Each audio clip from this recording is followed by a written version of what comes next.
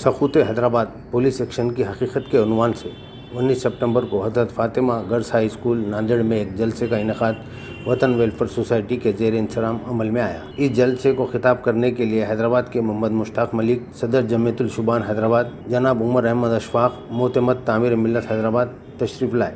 دونوں حضرات نے سامعین کو سخوت حیدرآباد کے تعلق سے تفصیلی روشنی ڈالی۔ اس کے علاوہ بزرگ رہنما خندار کے ببر صاحب نے بھی خطاب کیا۔ جلسے کی نظامت ناصر خطیب نے کی۔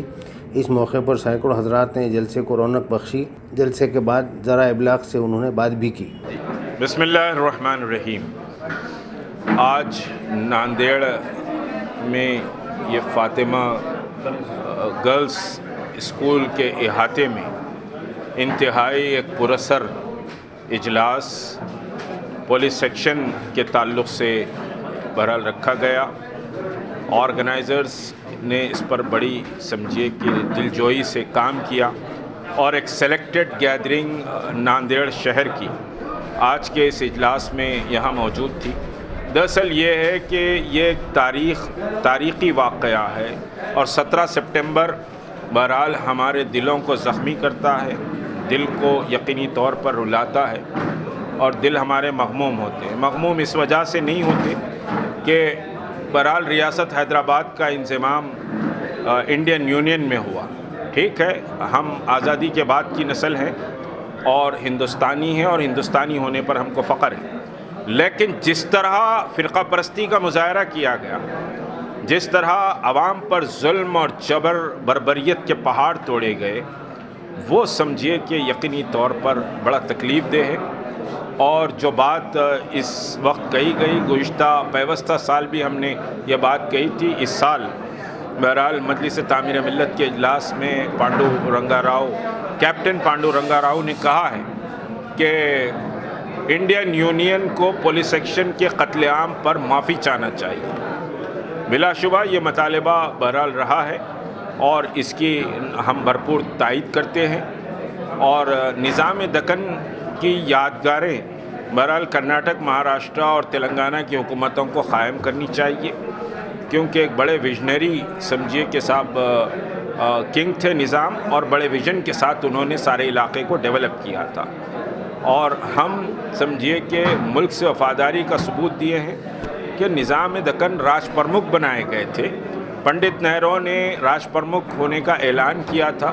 جو ملک کے کسی بڑی ریاست کا راج پرمکھ ہو وہ ملک کا غدار نہیں ہو سکتا، اور اس دن کو یوم آزادی نہیں منانا چاہیے۔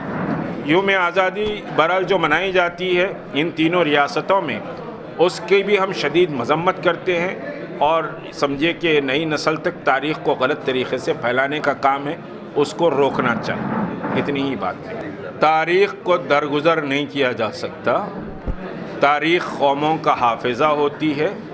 تاریخ کو سنانے کے معنی تلخی نہیں ہے، بلکہ اس کو یاد کر کے آئندہ ویسے واقعات رونما نہ ہوں، نوجوان قوم اس سے تیار سمجھے کچھ سبق حاصل کرے، یہ مقصد۔ دیکھیے، اس سلسلے میں یہ دونوں ریاستیں، اس میں کانگریس یا پھر بی جے پی اس کی بات نہیں کروں گا۔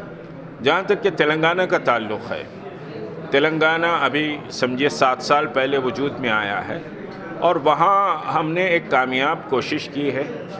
وہاں سمجھیے کہ یوم آزادی نہیں منایا جاتا، بلکہ یوم انضمام منایا جاتا ہے، مرجر ڈے۔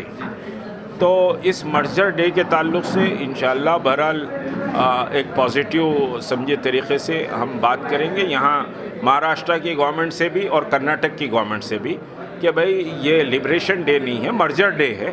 آپ ٹھیک ہے، مرجر کے طور پر آپ یقینی طور پر منا لیں، اس سے ہم کو کوئی اعتراض نہیں ہے۔ تاریخی حقائق نہیں رکھے گئے، اس کو رکھنا چاہیے، اس سلسلے میں ہم اقدامات کریں گے۔ یہ بات کتنی صحیح ہے کہ نظام کے دور حکومت میں اس کے مشیر خاص نے ان کے ساتھ دھوکہ دہی کر کے یہ وقت لایا۔ اس میں کوئی دو رائے نہیں ہے کہ نظام کو بڑا دھوکہ دیا گیا ہے، اور ملٹری بھی دھوکہ دی ہے، ایڈمنسٹریشن بھی نظام کا اس وقت دھوکہ دیا ہے۔ بڑی چالاکی سے انڈین گورنمنٹ نے نظام کے لوگوں کو خریدا۔ نظام اس وقت بالکل بے بس لاچار جیسی کیفیت میں آ گئے تھے، اور بڑے ویژنری मैन है निज़ाम, समझिए आप उनके एजुकेशन फलां फलां सबको देखें तो निज़ाम कोई छोटे आदमी नहीं थे। तो मगर अब तारीख़ में ऐसी चीज़ें होती हैं। सद्दाम जैसे इंसान को एक जाके बंकर में छुप जाना पड़ता है, क़ज़्ज़ाफ़ी जैसे इंसान को एक किसान कत्ल कर देता है।